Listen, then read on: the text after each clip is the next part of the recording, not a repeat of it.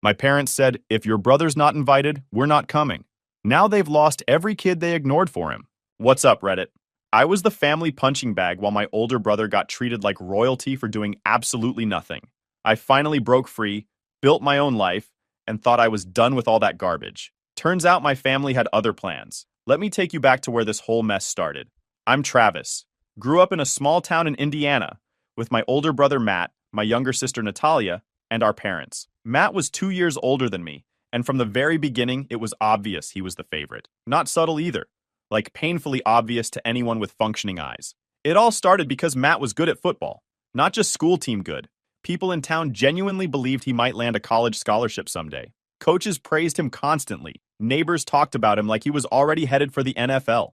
And my parents ate up every single word. Every time Matt scored a touchdown, my mom acted like she was the one out there running plays. My dad called him our ticket to the big time. Meanwhile, I was just there, existing in the background like furniture nobody noticed until they needed to move it. Don't get me wrong, I wasn't some friendless loner kid hiding in my room. I had buddies. I did decent in school, played video games, normal stuff. But compared to Matt, it was like I was completely invisible. He was loud, confident, always the center of attention. I was quieter, more into drawing and music, not really interested in sports. And apparently, that was enough for Matt to start treating me like his personal punching bag from day one. He'd take my stuff without asking, call me soft in front of his friends, make fun of my clothes, my hair, the way I talked. And if I ever got mad about it, he'd laugh like I was the crazy one for being upset. My parents had the same reaction every single time. Boys will be boys. That was their favorite line. Like Matt physically could not help himself from being a jerk, and I just needed to accept it. One of my earliest memories of Matt showing his true colors was my 10th birthday party. I had a few friends over from school. We were in the backyard eating cake, having a good time, and Matt decided that was the perfect moment to dump an entire bucket of cold water on my head in front of everyone. Ruined my cake, got my presents wet. Kids laughed awkwardly because they didn't know what else to do, and Matt stood there grinning like he just won the Super Bowl. I ran inside crying. My mom told me I was overreacting. My dad said I needed to lighten up and learn to take a joke. Matt didn't even get in trouble. Didn't even get a stern look. Nothing. That was the pattern for pretty much my entire childhood. Matt could do whatever he wanted, whenever he wanted. If he broke something, it was an accident. If he insulted someone, it was just a joke. And if I ever dared to snap back, I was the problem. I was the one who needed to calm down. By the time I hit middle school, I started noticing other people could see it too. Teachers would pull me aside and ask why Matt was so mean to me sometimes. One of our neighbors straight up told my mom that Matt shouldn't pick on me so much. Mom laughed it off like the lady was being ridiculous. Nothing to see here, just brothers being brothers. Matt only got worse as he got older.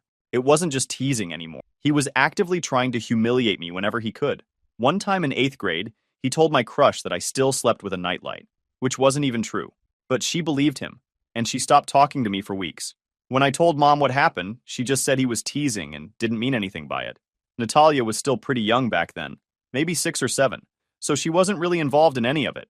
Matt mostly ignored her. Sometimes she'd tell him to leave me alone, but she didn't have any power in that house either. Nobody did except Matt and the parents who worshipped him. The golden boy treatment really hit its peak once Matt started high school football. Suddenly, everything in our lives revolved around his games. Family vacations got canceled because of tournaments. Dinners were scheduled around his practices. My parents wore his jersey to the grocery store like he was already a professional athlete. Meanwhile, I was getting rides to art class from my friends' parents because Mom and Dad were too busy with Matt's schedule. The thing is, Matt wasn't even close to being a perfect son outside of football. He barely passed his classes, talked back to teachers constantly, partied with his friends on weekends, got into minor trouble here and there. And still, my parents treated him like he walked on water. Like his ability to throw a ball meant he could do no wrong in any other area of his life. And me? I kept my head down, got decent grades, never got in trouble at school, stayed out of drama, didn't matter. None of it mattered. By the time I was 14, I completely stopped telling my parents when Matt did something messed up. There was no point. They weren't going to do anything about it except make me feel worse for bringing it up. One night at dinner, Matt made a joke about how I was probably going to end up living in Mom and Dad's basement forever. Everyone at the table laughed except me. I just sat there eating, counting down the years until I could finally get out. Funny thing is, years later, that basement comment would come back to bite him harder than anyone predicted. By the time I hit high school, I'd already learned the unspoken rules of our household. Matt did whatever he wanted. Mom and Dad defended him no matter what. and I stayed in the background trying not to make waves. But high school somehow made everything worse. Matt had more freedom now. A car, a bigger friend group, more opportunities to make my life miserable in creative new ways. One of the first things he did my freshman year was take my bike. Said he needed it because his car wasn't starting. That was a lie. He rode it to a friend's house, left it outside overnight, and it got stolen. When I told mom and dad, their response was classic. Well, you should have locked it up better. Like I was the one who left it there. I'd saved up the entire summer mowing lawns to buy that bike. Then there was my first real date. I was 16. This girl Kayla from my math class agreed to go to the movies with me. I was nervous but excited. Everything was going fine until Matt showed up at the same theater with a group of his friends. Halfway through the movie, we went to the lobby for snacks, and Matt spotted us immediately. He started yelling across the lobby so everyone could hear. Hey, Travis, don't get nervous now, man. Don't cry if she holds your hand. His buddies were dying laughing. Kayla was so embarrassed she barely spoke to me for the rest of the night. When I told mom about it later, expecting at least some sympathy, she said Matt was just teasing and didn't mean anything by it. Same line I'd heard 100 times before. At that point, I was pretty convinced Matt could literally burn the house down, and they'd find a way to blame the wind. The big turning point came during Matt's junior year of high school. He was 17. I was 15. Up until then, football had been the entire gravitational center of our household. Everything orbited around Matt's games, Matt's practices, Matt's potential scholarship offers. He was the star, the future college athlete, the one everyone thought was destined for greatness. Then one random afternoon, after getting into some argument with his coach about playing time, Matt quit the team, just walked out mid-season, told everyone he was focusing on his future. Whatever that meant coming from a 17-year-old who'd never focused on anything except football his entire life. Turns out his future involved sleeping until noon, staying up all night playing video games, and hanging out with his buddies doing nothing productive. He spent the rest of junior year and all of senior year basically living in the basement, like some kind of nocturnal creature. My parents kept telling relatives he was taking a break before college scouts came calling. Nobody called. Not a single school. Not even community college recruiters. Meanwhile, I was actually doing fine. Sophomore year, I joined the music club, got a part-time job at a pizza place called Joey's. Tried to stay out of the way while Matt drifted around the house acting like the world owed him something for existing. But Matt couldn't leave me alone even when he had nothing going on. Maybe especially because he had nothing going on. He started messing with my stuff constantly. He'd go into my room when I wasn't home, take things, hide them, sometimes break them for fun. The worst incident was the guitar I'd saved up an entire year to buy. Came home from school one day and found it snapped in 2 pieces on the floor. Matt claimed he accidentally bumped it off the stand. An accident? Sure. Mom told me I should have put it somewhere safer. I completely lost it that time. First and only time I actually shoved him. He shoved me back. We started yelling. Things escalated fast. Dad came in and broke it up. And guess who got grounded? Me. Because Matt told them I started it. Even threw in some fake tears for good measure, saying I was always mad at him for no reason. I remember standing there thinking this guy could literally rob a bank, and somehow it would be my fault for not stopping him. After that, I started working extra hours at the pizza place. Partly because I wanted money to save for college, partly because every hour I spent there was an hour I didn't have to spend at home. My boss, this ex-military guy named Joe, liked me because I showed up on time and actually worked hard. Sometimes I'd volunteer for closing shifts just to avoid family dinners, any excuse to be somewhere else. At home, everything still revolved around Matt, even though he wasn't doing anything, even though he'd thrown away his one actual talent. My parents still acted like any day now. Big opportunities would magically appear. Colleges would line up to recruit their special boy. The reality was he barely graduated. His GPA was garbage. No sports teams wanted him. He had no plan, no backup, no clue what he was doing with his life. The night of Matt's graduation party was when things really exploded. Mom and Dad threw this huge backyard bash and invited half the neighborhood. Matt was strutting around like he was king of the world, accepting congratulations for an achievement that should have been the bare minimum expectation. Someone asked him about his college plans, and he said he was keeping his options open, like he was in high demand or something, like schools were fighting over him. Later that night, I overheard him telling a group of people that I was probably going to be stuck living at home forever. That was rich, coming from the guy with no job, no college acceptance letters, and no plan beyond his next gaming session. I didn't say anything then, but I remember thinking to myself, one day, this whole golden boy fantasy is going to blow up in their faces. And it did. It absolutely did. I moved out the same week I graduated high school, packed up everything I owned, threw it in my car, and drove 3 hours to Purdue University without looking back. Mom cried like I was abandoning the family by going to college. Dad said, "Don't forget where you came from," which was hilarious coming from the guy who couldn't name a single one of my classes or hobbies because he was too busy obsessing over Matt's football stats for years. Matt didn't even bother to see me off. He was still asleep when I left that morning. Typical. College felt like freedom in a way I'd never experienced before. No one yelling at me. No one breaking my stuff. No parents acting like I was invisible unless they needed something. I got to work, studied hard, landed a job at the campus library, joined the music club, made actual friends who didn't treat me like garbage. For the first time in my life, I could walk around without constantly bracing for someone to mess with me just because they felt like it. Meanwhile, back home, Matt's life was already starting to crumble. Remember how he was supposed to be the big football star? The one with all the potential? Yeah, that dream died fast. He signed up for community college classes but barely showed up. Quit after one semester and told everyone school just wasn't for him. What he was really doing was sleeping until noon every day, playing Xbox all night, and mooching off mom and dad indefinitely. They still acted like he was special. He just needs time, Mom would tell relatives whenever anyone asked what Matt was doing. He's keeping his options open, Dad said.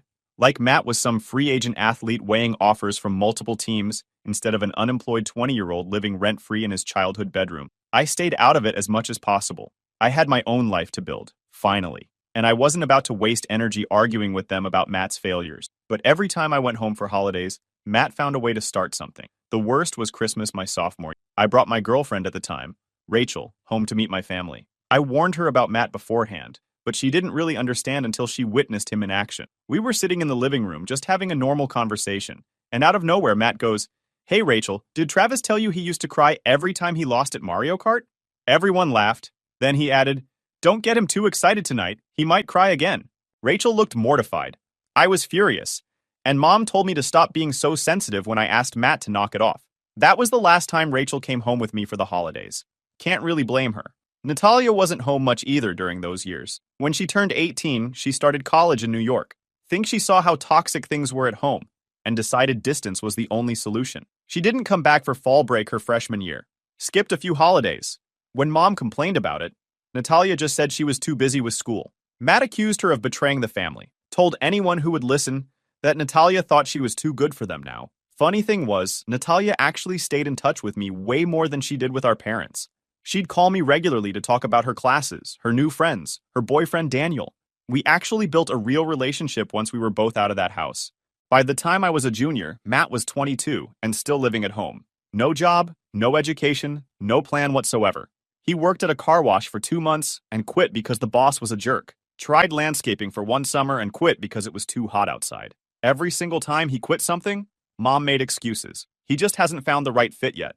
Like he was some delicate flower who needed the perfect conditions to bloom instead of a grown adult who needed to get his act together. Dad started pressuring me around that time about not visiting home often enough. Said the family was drifting apart because Natalia and I were too busy with our own lives.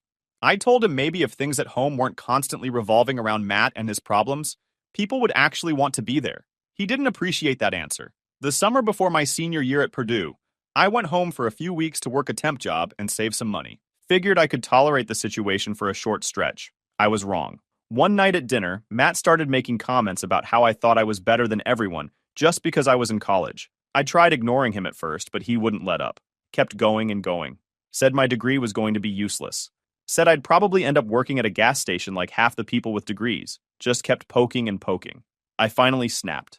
At least I won't be living in Mom and Dad's basement at 23, with no job and no clue what I'm doing with my life. Dead silence at the table. Dad told me to apologize. I laughed and said no, because I wasn't wrong about anything I'd said.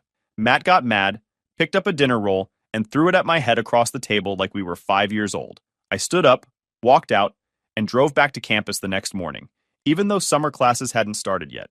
That was the last time I stayed at my parents' house for longer than a single weekend. After that, holidays were hit or miss. Sometimes I showed up for a quick visit. Sometimes I didn't bother at all. Natalia was even worse about coming home than I was. Mom kept saying the family was falling apart.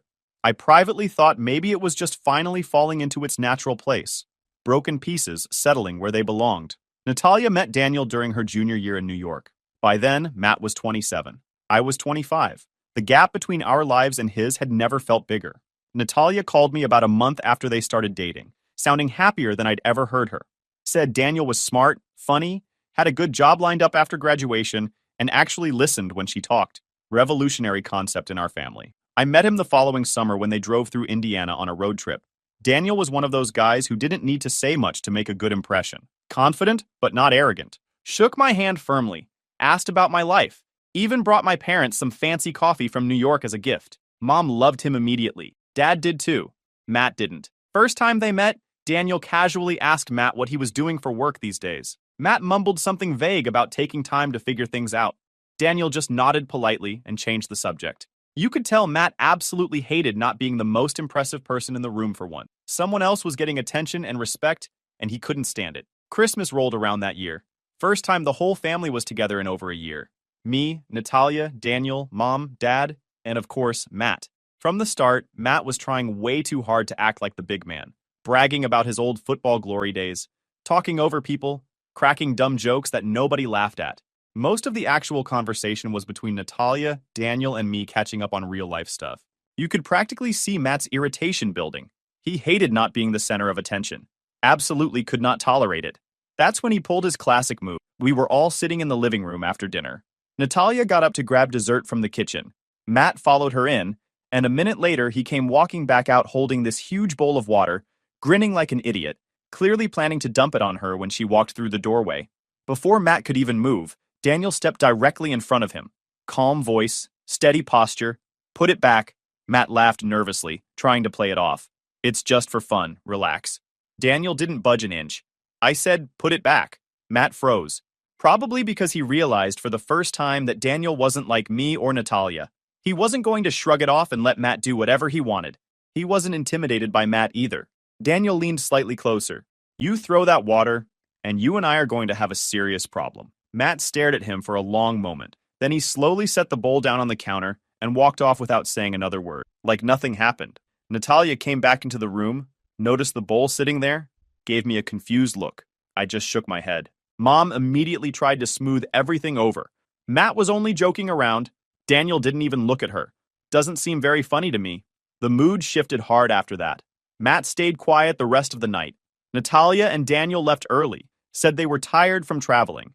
Next day, Mom called me privately to say Daniel had overreacted and Matt was just being playful like he always was. I told her maybe if she'd bothered to tell Matt to knock it off when we were kids, he wouldn't still be acting like a 12-year-old at 27 years old. She didn't like that response.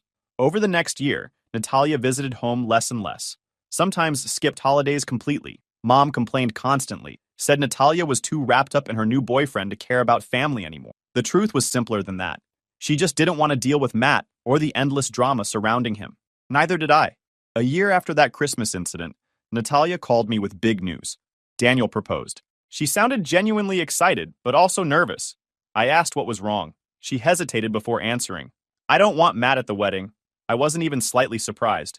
After everything that happened over the years, it made perfect sense. She had every right to want her wedding day to be peaceful instead of another Matt-centered disaster. What about Mom and Dad? I asked. She sighed. I'll invite them. But if they try to make this about Matt, they can stay home too. This is my day, not his. When she told our parents the plan, things went exactly how we both expected. Mom said she was being completely unfair. Dad said weddings were family events, and Matt absolutely should be there. They argued with her for weeks, called her selfish, accused her of trying to split the family apart. Classic manipulation tactic. Natalia didn't budge once. He's not invited. End of story. That's my decision, and it's final. Then the rumors started. Someone heard through the grapevine that Matt might show up anyway. One of his friends mentioned at the gym that Matt was planning to crash the wedding, because nobody tells him where he can or can't go. Because of course he'd make it about himself. Couldn't let his little sister have one single day without him being the center of attention. Natalia wasn't scared, but she also wasn't taking any chances. Daniel had 2 college buddies who worked as cops. They volunteered to attend the wedding and keep an eye on things, just in case. That's when I decided to visit Mom and Dad before the ceremony. I was completely done being quiet about all of this. Years of favoritism, excuses, and defending Matt's behavior, no matter what he did, had piled up to the breaking point. This time, they weren't going to talk their way out of it. I drove home 2 weeks before the wedding, because I knew things were spiraling out of control. Mom had been blowing up my phone nonstop about how Natalia was destroying the family. Dad left me a voicemail saying the wedding was a disgrace without Matt being included. When I walked into the house, Mom started in immediately. She can't seriously expect us to come if Matt's not even invited. I told her that was exactly what Natalia expected, and she had every right to expect it. She's your sister. Mom said, like that was some kind of checkmate argument. You should be talking sense into her.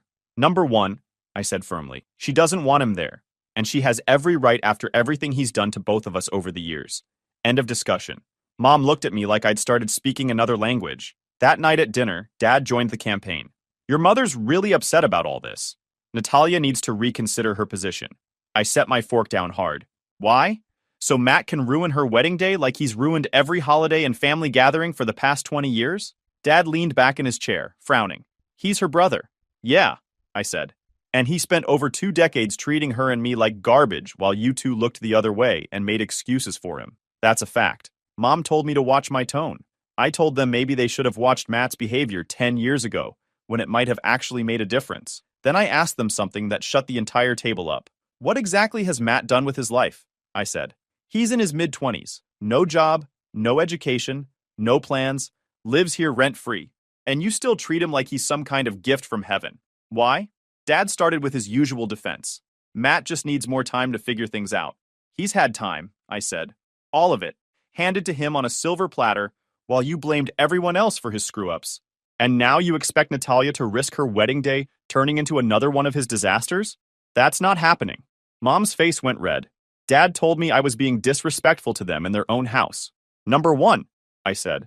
What's actually disrespectful is you two acting like Matt deserves everything and Natalia owes him a place at her wedding after the way he's treated her. She doesn't owe him anything. Nobody said a word for a solid minute after that. The next day, Mom called Natalia directly for one last attempt at changing her mind. Natalia didn't budge even slightly. If you bring him to my wedding, don't bother coming at all, Natalia told her. Those are your options. That sent Mom into a full meltdown. She accused Natalia of deliberately humiliating the family. Natalia told her she was done arguing and hung up the phone. Meanwhile, Matt was running his mouth to anyone who would listen, saying he was definitely going to show up anyway. One of his friends told someone that Matt planned to bring a couple of buddies with him and wasn't going to let his own sister ban him like some stranger off the street.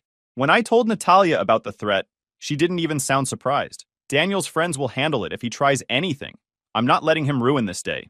2 days before the wedding, I went back to my parents' house one more time, just to make absolutely clear where I stood on everything. You know, if Matt crashes the wedding, they're calling the police, right?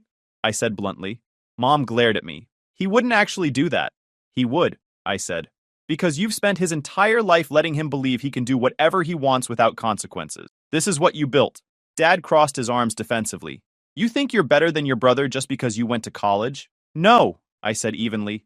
I think I'm better than him because I don't spend my time making other people's lives miserable for my own entertainment. That's the difference. That's when Dad said something I'll never forget. If your sister keeps this up with Matt, your mother and I might not go to the wedding either. I actually laughed out loud. Then don't. Seriously. Go ahead and stay home. You can watch Matt sit in this house for the next 30 years while you keep pretending he's your special little star. Nobody's going to miss you at the wedding if you can't respect Natalia's decision. That's a promise. Dad told me to get out of his house. I said fine. But before I walked out the door, I turned back one last time. You know what the saddest part of all this is? Natalia's marrying a guy who treats her better than her own family ever did. Think about that. Neither of them said a single word as I left. On my way to my car, I saw Matt standing in the driveway, leaning against his vehicle with a smirk on his face. Big wedding coming up, he said. Maybe I'll crash it and make a speech. I stopped walking and looked him directly in the eyes. You show up there and you'll be leaving with a police escort. Try it if you want to find out. His smirk faded just a little bit. The day before the wedding, Mom texted me saying they still hadn't decided if they were coming or not. I told her to let me know either way so I could warn Natalia ahead of time. She didn't respond. That night, Natalia called me. If they show up with Matt, they're all getting removed. Daniel already briefed the venue staff on the situation. You think they'll actually try it? I asked. She paused for a long moment. Honestly, I wouldn't put anything past them at this point. The wedding was Saturday afternoon at this beautiful outdoor venue about an hour from our hometown. Natalia and Daniel had intentionally kept everything small and intimate. Close friends. A few relatives who weren't part of the drama. No massive guest list that would be hard to manage if problems arose. I got there early because Natalia wanted me keeping her updated in real time if anything happened with Mom, Dad, or Matt. Daniel's 2 cop friends were already there. dressed like regular wedding guests but strategically positioned to watch the entrance. By noon, guests were arriving steadily. No sign of my parents or Matt anywhere. At 1 o'clock, Natalia came out from the bridal suite looking stressed. Mom texted me. She's saying they might be running late. Just her and Dad? I asked carefully. She shook her head slowly. She didn't specify who. Daniel walked over, calm and steady as always. We've got people watching the entrance. If Matt shows up, they won't even make it past the parking lot. Don't worry. Natalia nodded, but didn't look entirely convinced. Half an hour before the ceremony was supposed to start, Mom finally texted me directly. We're not coming. Not without your brother. I showed Natalia the message. She didn't even blink. Didn't look upset. Just nodded once. Okay, she said calmly. Then Grandpa's walking me down the aisle instead. And that was that. No tears. No second guessing. No last-minute change of heart. She was completely done with all of them. The ceremony started exactly on time. Grandpa walked Natalia down the aisle while Mom and Dad were presumably sitting at home with Matt, convincing themselves they were the real victims in this situation. The whole thing was absolutely perfect. Natalia looked genuinely happy. Daniel couldn't stop smiling. And everyone actually present was celebrating instead of managing some manufactured crisis for once. But the peace didn't last long. Right after the ceremony ended, while guests were walking toward the reception tent, one of Daniel's cop friends approached me quickly. Heads up. Matt's car just pulled into the parking lot. Natalia overheard him. You've got to be kidding me. Daniel put his arm around her protectively. Go enjoy your reception. We'll handle this. Trust me. I followed the cop over to the parking lot. Matt was climbing out of his car with two of his buddies. None of them were even dressed for a wedding. Matt was wearing jeans and a wrinkled t-shirt, like he was showing up to some backyard barbecue instead of his sister's wedding. Turn around, the cop said firmly, before Matt even finished shutting his car door. You're not welcome here. Matt smirked. I'm here for my sister's wedding. You're not invited, the cop said. Leave now. Matt looked past him directly at me. You're really going to let them do this to your own brother? I stared right back at him. You've had months to actually get invited by being a decent person. You chose not to. Take the hint. One of Matt's buddies muttered something about how family is family. The cop held up his hand firmly. You take one step past this parking lot. You're trespassing on private property. That's your choice to make. Matt glared at me with pure hatred in his eyes. This is all because of you. You turned everyone against me. I actually laughed. She's been done with you for years, Matt. You were just too self-absorbed to notice. For a second, I genuinely thought he was going to try something stupid. But then Daniel walked up beside me. He wasn't yelling. Didn't need to. His presence alone changed the energy completely. You need to leave, Daniel said, voice calm but absolutely firm. Right now. If you step past this parking lot, you're trespassing. And security will make sure you're escorted out in a way you won't enjoy. Matt's smirk finally cracked. He looked at his two buddies, probably realizing neither of them actually wanted to spend the night getting arrested over his tantrum. This isn't over, he muttered as he got back in his car. Yeah, I said. It really is, though. They drove off. Back at the reception, nobody even mentioned the parking lot incident to Natalia. She danced, laughed, took pictures, enjoyed her wedding day exactly like she deserved. Daniel kept a watchful eye on things the rest of the evening, but Matt never came back. Later that night, when things were winding down and guests were starting to leave, Mom finally texted Natalia again. We can't believe you would embarrass the family like this on your wedding day. Natalia didn't even bother responding. She just handed me her phone. You deal with them. I'm done. I texted back from her phone. She didn't embarrass anyone. You embarrassed yourselves by choosing Matt over your daughter for 20 years straight. Don't contact her tonight. She's celebrating. Mom didn't respond after that. After the wedding officially ended, a few of us stayed behind to help clean up the venue. Natalia hugged me tight before leaving for her honeymoon. Thanks for having my back through all of this, she said. Always. I told her. That's what family is actually supposed to do. On the drive home, I kept waiting for my phone to blow up with angry calls from Mom or Dad. Nothing came through until the next morning. Dad's voicemail was furious. Said I turned my sister against the family. I deleted it without calling back. 2 days after the wedding, Mom sent a long text demanding an apology for excluding Matt. I didn't reply. Natalia didn't either. A week later, Dad left another angry voicemail. Same script he'd been running for years. I deleted that one too. Natalia blocked both of them. Matt tried calling me once, left a rambling message saying I was jealous of him. Jealous of what? He didn't say. By fall, Matt had started some pyramid scheme selling overpriced energy drinks. Told everyone he'd be rich in 6 months. That lasted 3 weeks before he quit. Then he tried selling car detailing services out of the garage. That lasted 2 weeks. Then he got into cryptocurrency and lost what little money he had saved. Mom and Dad bailed him out. Again. Meanwhile, Natalia and Daniel bought a house in upstate New York. She got promoted to senior analyst. They threw a housewarming party. I drove up with my girlfriend and spent the whole weekend there. Daniel's parents came too. Good food, good people, no drama. That Christmas, Natalia hosted dinner at her new place. She invited me, my girlfriend, a few cousins, Daniel's family, and Grandpa. She didn't invite Mom, Dad, or Matt. Christmas morning, Mom sent a group text saying the family used to be close before certain people got involved. Nobody responded. 2 months later, Matt wrecked Dad's truck, borrowed it without asking, took it joyriding with his buddies, and wrapped it around a telephone pole. He walked away fine, but the truck was totaled. Insurance didn't cover everything. Dad paid $4,000 out of pocket. That spring, Matt got fired from a warehouse job for showing up late 3 times in 1 week. Then he got fired from a restaurant for arguing with a manager. Then he quit a landscaping gig because the hours were too early. Dad got sick that summer. Nothing life-threatening, but bad enough that he couldn't work for 3 months. Mom called me asking for help with bills. I asked if Matt had gotten a job yet. She hesitated. He's trying. I told her I hoped Dad recovered, but I wasn't moving back and I wasn't sending money. She hung up on me. The following spring, Natalia had her first baby, a boy named James. Mom and Dad still hadn't met him. Natalia told them they could visit if they apologized for the wedding and admitted they'd been wrong about Matt for years. They refused, said they wouldn't be blackmailed. So Daniel's parents became the only grandparents James would know. They drove up from New Jersey every month to visit, brought toys, helped with babysitting, took a million pictures. Meanwhile, Mom and Dad sat at home with Matt and missed everything. Last fall, Matt got arrested. Reckless driving. He ran a red light doing 50 in a 30 zone and T-boned another car in an intersection. Nobody was seriously hurt, but the other driver's car was totaled. Matt spent the night in jail.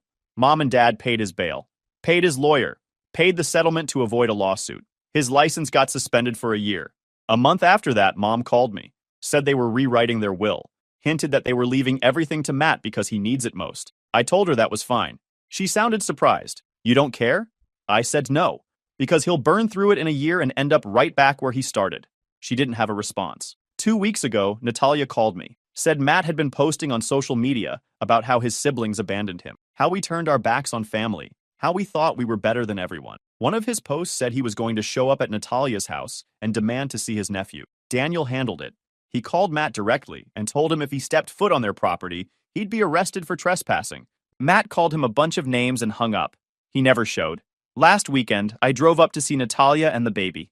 We had dinner, watched a movie, played with James on the living room floor. Daniel's parents came over for brunch on Sunday. My girlfriend and I stayed in their guest room. On the drive home, Natalia texted me a photo of James taking his first steps, holding onto the coffee table, grinning at the camera. Mom and Dad have never seen that kid in person, never held him, never watched him crawl or heard him laugh. They're missing all of it because they couldn't let go of Matt for 5 minutes. My cousin told me last week that Matt's still living at home, still unemployed, still gaming all night in the basement, still waiting for something to magically change without him doing anything different. Meanwhile, I just got promoted at work. Natalia's up for another raise. We're planning a trip together this summer, her and Daniel and James, me and my girlfriend. Renting a cabin somewhere quiet. No drama. No phone calls from parents trying to guilt us. Just family that actually acts like family. Mom texted me yesterday asking if we could talk soon. I left her on red. Some things don't need a response. If you enjoyed this video, please hit that subscribe button. It really helps the channel and help us bring you more and better stories. Thanks.